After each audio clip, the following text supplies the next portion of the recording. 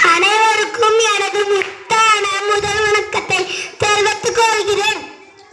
என் பெயர் பாரதி. நான் முதல் வகுப்பு படிக்கிறேன்.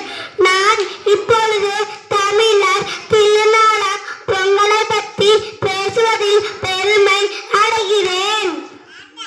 பொங்கல் திருநாள் ஒரு அறுவடை பண்டிகையாகும். இது தை திருநாள், உழவர் திருநாள், மனத சங்கராந்தி தினம் எனவும் அழைக்கப்படுகிறது. பொங்கல் 4 நாட்கள் கொண்டாடப்படுகிறது.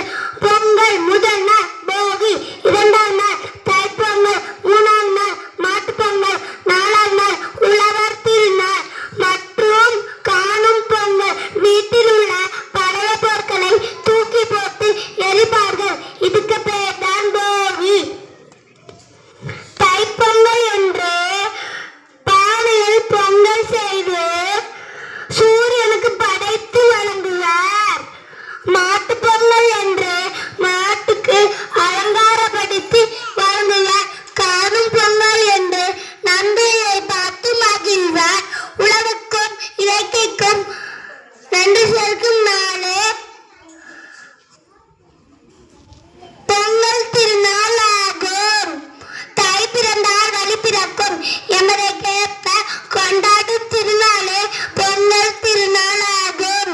மண்ணிலும் மனதிலும் விதைகளை விதைத்து உயிரை உரமாக்கும் விவசாயிகளுக்கும் கை கட்டிட்டு வேலை செய்யும்